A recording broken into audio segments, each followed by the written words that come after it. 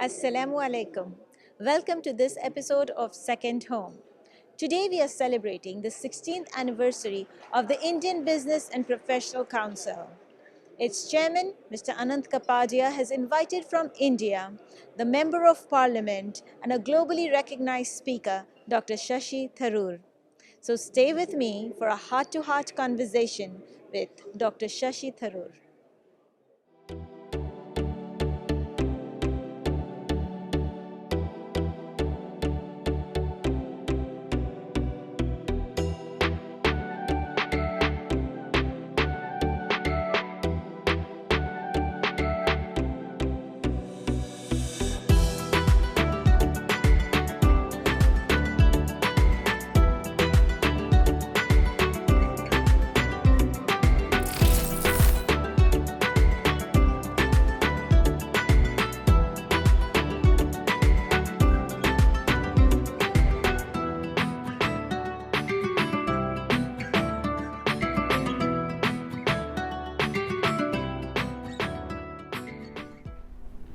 My guest today is the one millions of Indians are looking up to lead the nation. He's a member of parliament, a role he's held since 2009. Previously, he was the Minister of State for External Affairs and Human Resource Development. India, with a population of 1.3 billion, that is a lot of human resource to take care of. Previously, he was with the UN and he rose to the ranks of the Under-Secretary General for Communications and Public Information. An award-winning writer, too many awards to list here, but 16 best-selling books, one of my favorites, Show Business. Hundreds of publications in the New York Times, Washington Post, Times of India, and many more. The most sought-after and globally recognized speaker on economics and politics, as well as international affairs, Indian culture, freedom of speech, human rights, and so much more. A charismatic, intelligent, and sanguine individual with an outstanding credential as a scholar, politician, international civil servant, and a literary figure. All this with a great sense of humor. If I may borrow Rachel Platten, like a small boat on an ocean, sending big waves into motion. Like how a single word can make a heart open. I might have only one match, but I can make an explosion. This, ladies and gentlemen, is my guest for today, Dr. Shashi Tharoor. Marhaba. Wow, what an introduction, marhabtain, and namaskar, and shukriya, and all of that. That was very impressive, thank you. But more impressive is you yourself, your personality. United Nations, I'd love to know about your experience there. It was a great experience, I must admit, but it was almost 29 years, so we'll take up the entire program if we talk about it. I can just say that I was fortunate to be given many, many interesting assignments. Refugees, as refugee crises were exploding around the world in the late 70s and early 80s, including heading the office in Singapore at the peak of the Vietnamese boat people crisis, dealing with refugees coming into the port city and getting them resettled out of the city.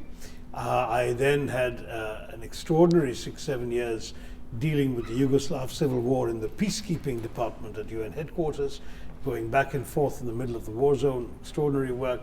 Then worked in the Secretary General's office when Kofi Annan became Secretary General, and enjoyed the opportunity to travel around the world with him, meeting heads of state and government, sipping tea with Tony Blair in 10 Downing Street, and finally then became Under-Secretary General myself and headed my own department, which happened to be the UN's largest department with over 800 staff scattered in 77 offices around the world, the Public Information Communications Department. So I just had all of these extraordinarily interesting, challenging, rewarding experiences.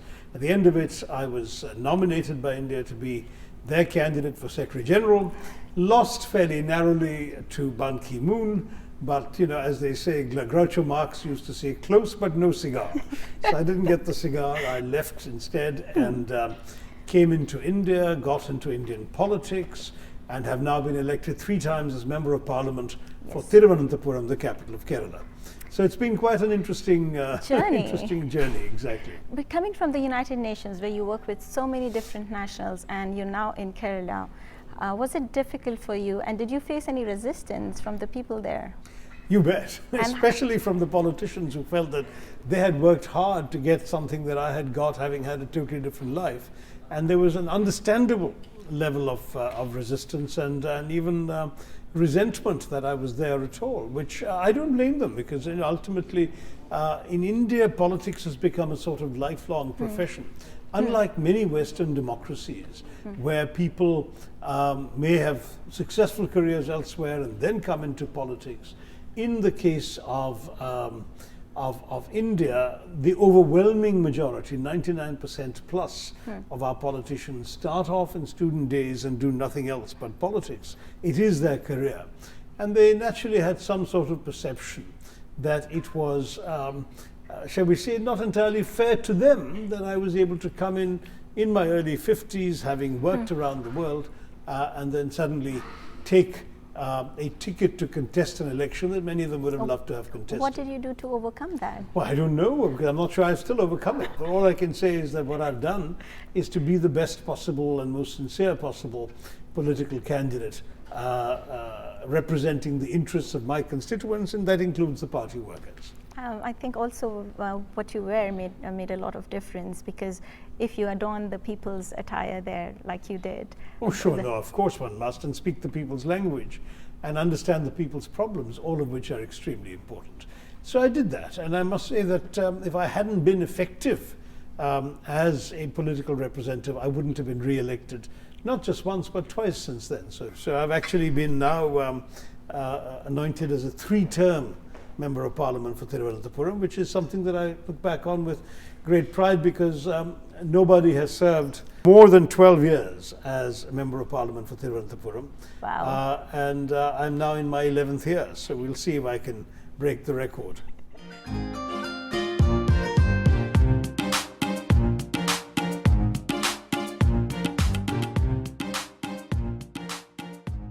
If you were not in politics, what alternate profession would you be in, other than writing, of course, because you are a writer? Writing is something which in some ways, many people tell me they wish I had made it my full-time profession. I've always written on the side. In my student days, I was published in Indian magazines and newspapers, writing, after finishing my homework, I would write articles.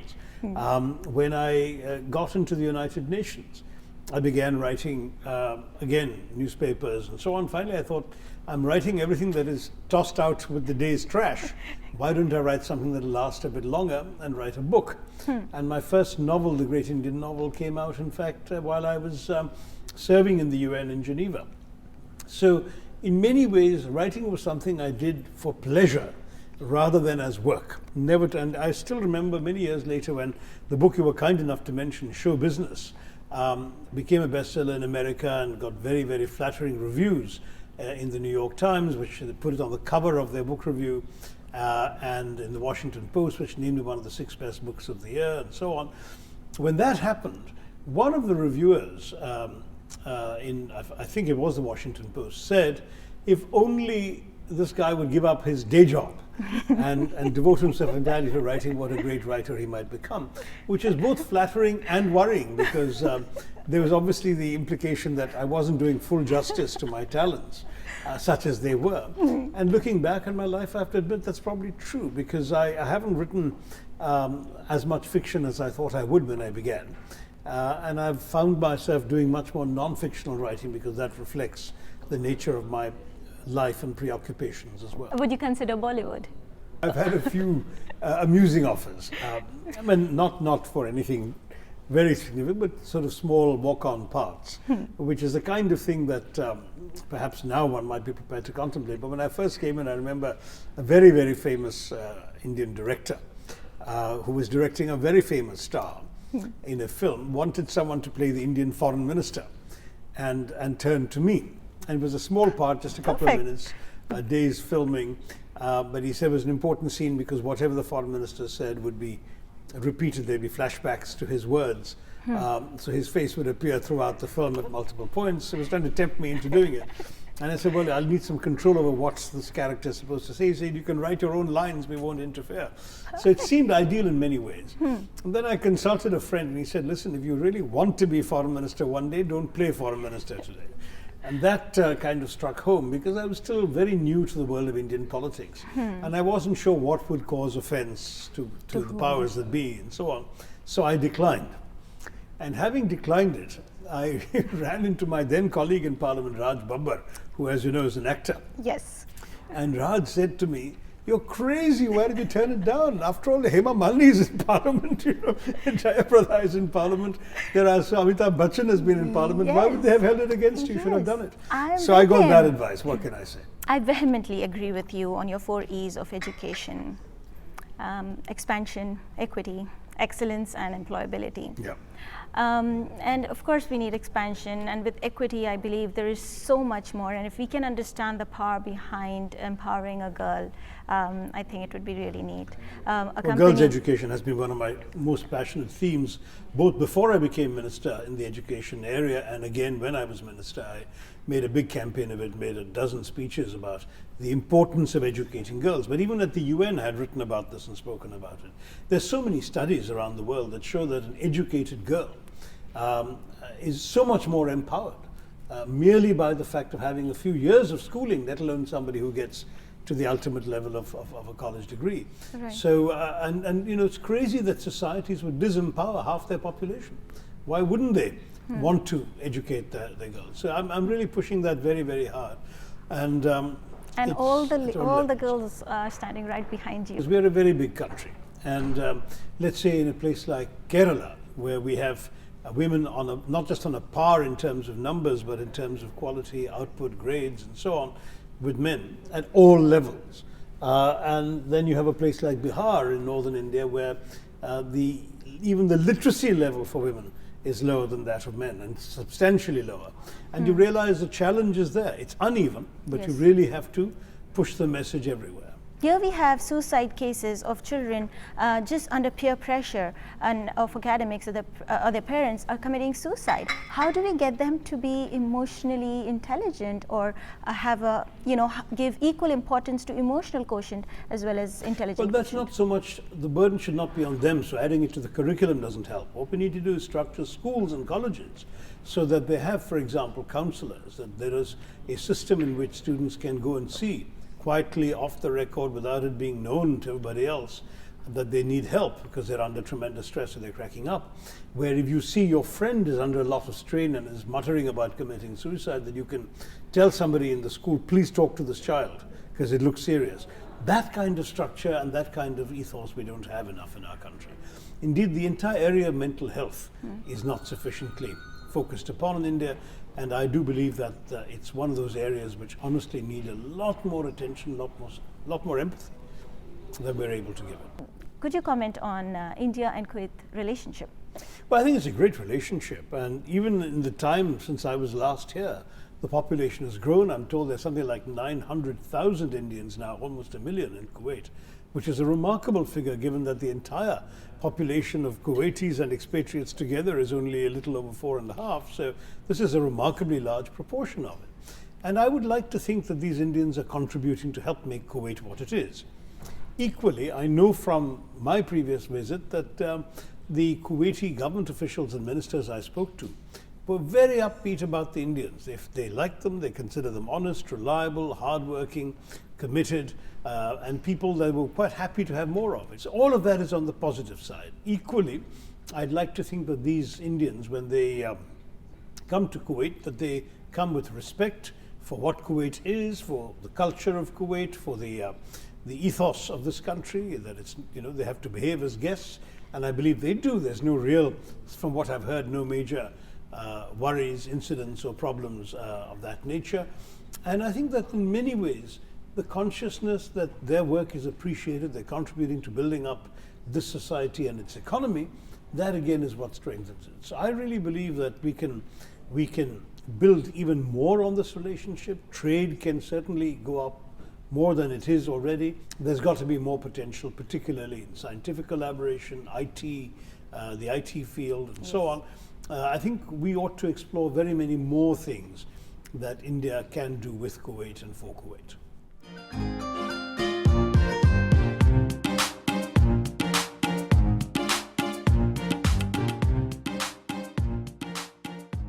Reminds me of something my coach used to tell me about 4 L's: live, love, learn, leave a legacy.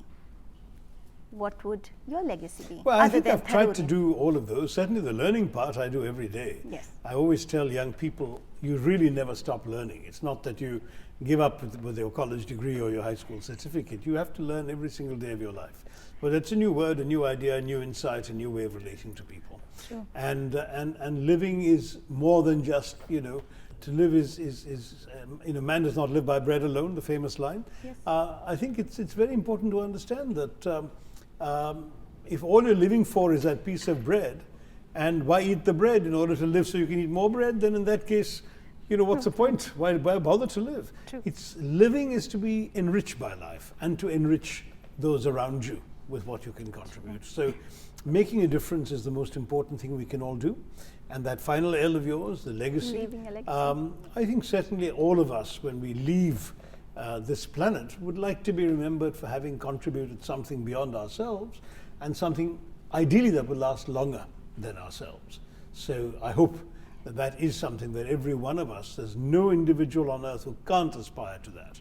And I hope every one of us will do that. You've impressed millions over the globe. Who impresses you? Lots of people impress me, don't worry. I'm actually very susceptible to being impressed. I think people who go above themselves and beyond themselves. I'm not terribly impressed by those who have achieved conventional success by modern yardsticks in terms of lots of money in the bank or big houses or private planes, if it's all about I, me, myself. But those who may not have those conventional yardsticks of success, but have actually made a difference to the lives of others in whatever ways. It doesn't have to be financial, it doesn't have to be political, whatever ways. If they have done that, that impresses me. And I think every human being on this planet, including everyone listening to this interview, is capable of making that difference. You may not all be, the biggest business person or the most successful political leader or even the fastest for the 100-meter dash, but you might be somebody whom people like to turn to when they're in distress. You might be somebody who's good at making people laugh. You might be just somebody whom people like to have around them because you enhance life. All of these are ways in which the most ordinary ones of us can contribute to making the world a better place for others. Let's do it. Let's do it. I'm with you. If the entire world was listening to you for this next minute, which is probably going to happen in your case, what would you be telling them? I think the one piece of advice I like giving people today, because of the way in which the world is evolving, is please read more. Because I think other than reading on their little screens on their mobile phones, that habit is alarmingly declining. And I don't say that merely because I'm a writer who wants to be read, because in fact, more and more, as somebody, for example, who speaks at literary festivals, I find that more and more people come to listen to authors rather than to read them. And the whole point of what an author does in a festival is to draw attention to the book, to the ideas that he or she has written and put down in black and white and found the right words for and often toiled over finding those right words. If all you're interested in is going and seeing their face and hearing a few words spoken, you're missing out on the best part of a writer, which is the writing. So my one demand of people is read and read more and so on. I realize it's a minority pursuit, that throughout history, in every society, only a small minority has been truly reading.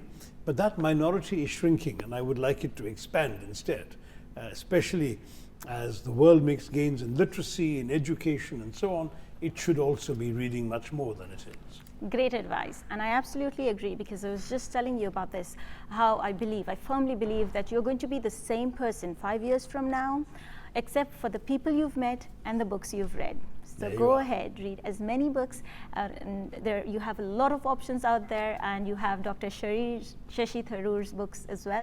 Thank you so much, Dr. Shashi Tharoor, for talking to us. Thank you, Amina. Great pleasure. From the team of Kuwait TV2, we wish you every success in your life.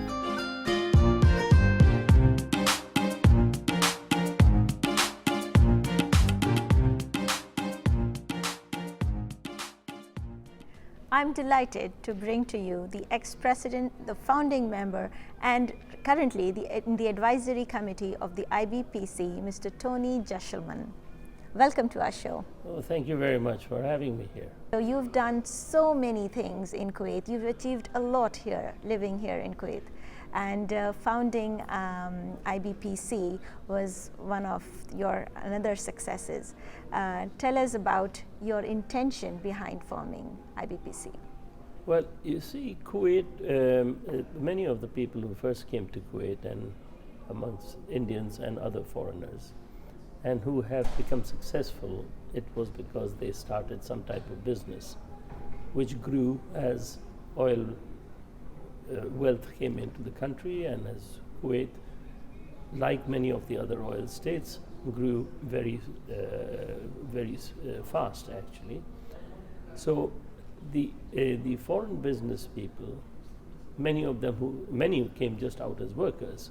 The business people being such an important part, they had to also basically try and organize themselves also well, because they had a prominent part to play in the development of the place.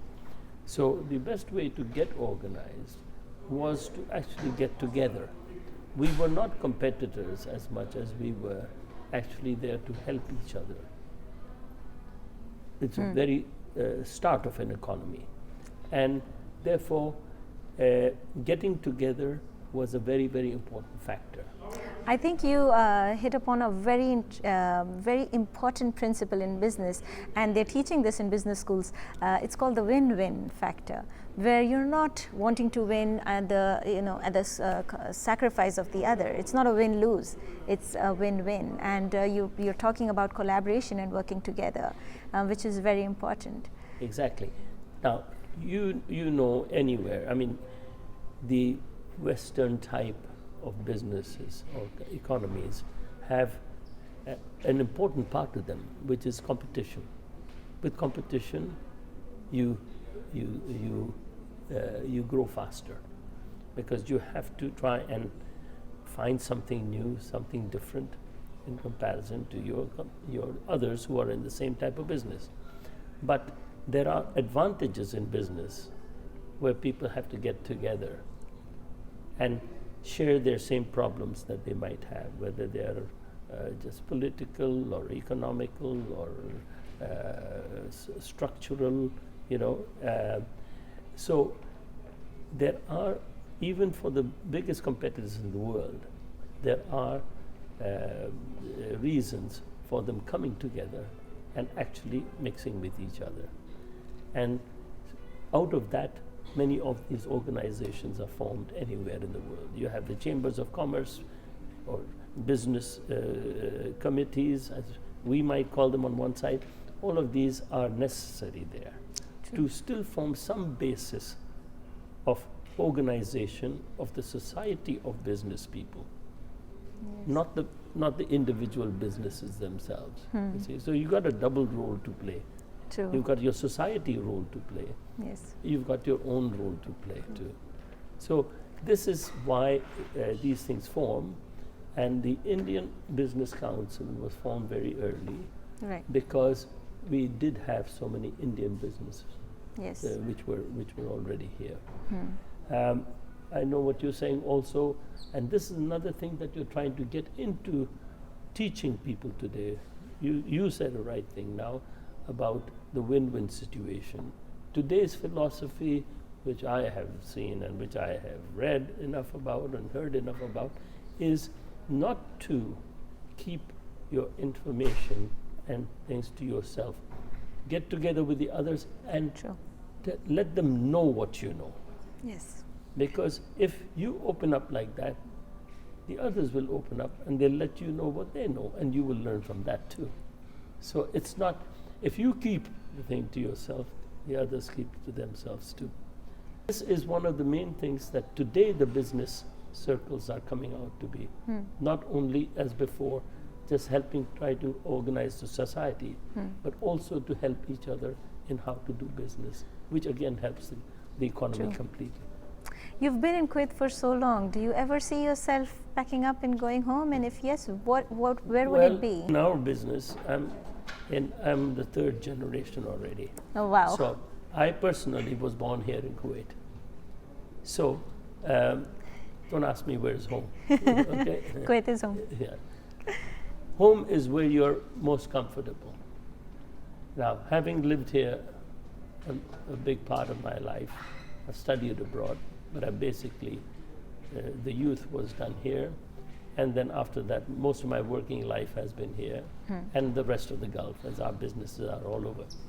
So home is where you're used to, Sure. where your friends are, Yes. the community you've been living in. And although, because of our ties to what you might call the home country, to where your parents came from, or where your culture, basic culture has come from, there is an attraction to it. You have been there. Your parents took you there often. There are still some relatives there. You know that you are part of that culture still, etc. Sure. So you have an attraction to that, and you feel good that you have also this other home. True. But I think in most cases, most people who have been as long as I have, and there are many now who have not been as long as me, but who have been born here and lived most of their lives here, that they would feel much more at home here. Sure. They're used to the way of living here. They're used to the way of business being done over here. Businesses are different in different places. True. So I think it is the first thing that would happen naturally, even whatever anybody might say. Naturally, most of them will be comfortable in staying here and carrying on doing their businesses or new businesses in the area where they're used to. Speaking of another home, which is where Dr. Shashi Tharoor has come from, tell us about your intention behind bringing Dr. Shashi Tharoor here in Kuwait as a speaker for your. This is Okay. this is IBPC's anniversary. Yes. Today that you're celebrating. That's right.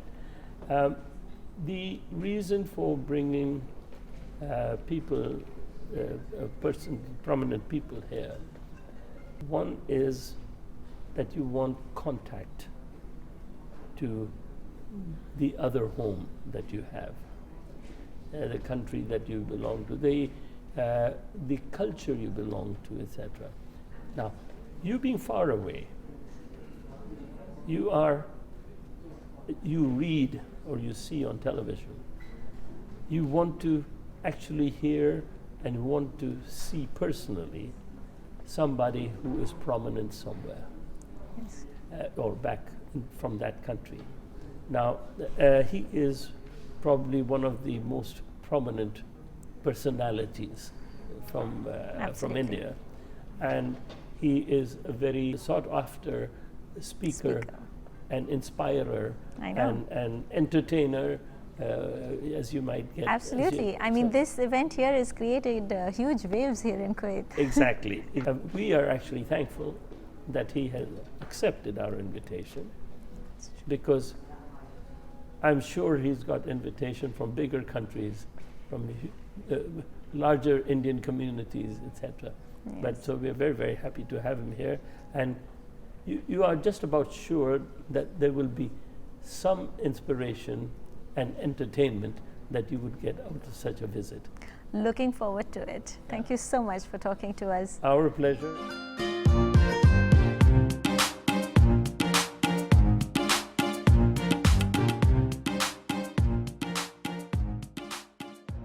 And now it's time to talk to the man behind this successful event, Mr. Anant Kapadia. Welcome. Thank you so much, Amina. To start with, I would like to thank Kuwait TV for having come here. The thanks goes to you today as well for bringing a personality such as Dr. Shashi Tharoor from India to speak on your 16th anniversary of IBPC. Tell us more about the 16th anniversary. Well, as I think the speech in the beginning, the welcome address, said that this is the 16th anniversary. We were formed in 2003, and over the years, it has grown considerably, and we have diversified our activities from not only business and profession to cultural activities, getting involved with the student community of Kuwait, and charity work. All that has expansion, and a lot of people have joined in as IBPC members now, both corporate as well as individuals. And we are in the mode of expanding more and more, and we encourage the younger generation to come forward and take the mantle from people, old elderly people like us. I wouldn't say old, but elderly people like us.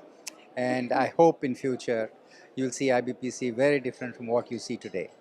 It'll grow, and it'll grow in the right direction. We have got excellent team working for us, and I'm very happy that they're all enthusiastic about the participation and they work hard. So I want to thank them also on this platform. We are all rooting for you, and I'm sure IBPC is going to do great in the coming years. And your selection of Dr. Shashi Tharoor for the council, IBPC council, I think is very apt because he speaks so much about inclusion, about diverse people coming together, staying together harmoniously, which is what IBPC does here in Kuwait, bringing people together. Well, the only reason why I brought, not only, there are two reasons why I brought him. One is he's, I think, a very balanced personality. He's not very communal this way or that way, and he's more towards the center than right or left. And he's, of course, an intelligent guy and a fantastic orator. You have heard him. And people know all over the world for his balanced views on humanity and humanitarian causes. So best choice for me was Dr. Shashi Tharoor, and I'm his fan to start with. So that is one of the main reasons why I called him, and I've been trying him for the last 2 years, and I'm glad that this has materialized this time. And I'm sure people who have attended today's program have all very high regard for him, and he has impressed even the Kuwaiti brothers of ours. True. There were so many people who wanted to attend this, even if they were not part of the IBPC. And now they want to know more about the council itself and how they can be a part of this council. So excellent choice, Anand Kapadia ji, and more power be to you for having achieved this feat today. And the success of the event is showing right here, right now. The people, it's buzzing with people. And thank you so much for this opportunity. Thank you for again coming here.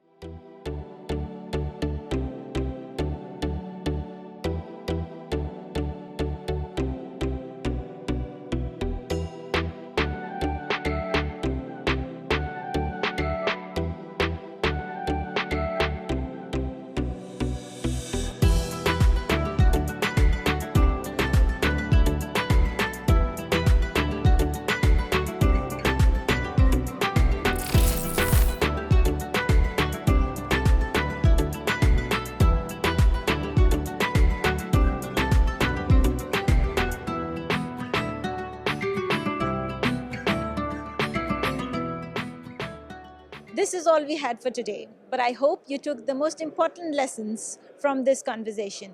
One being read. Read a lot more than you think you can. Like I said, 5 years from now, you'll be the same person, except for the people you've met and the books you've read. Until next week, from the team of Kuwait TV2, stay blessed.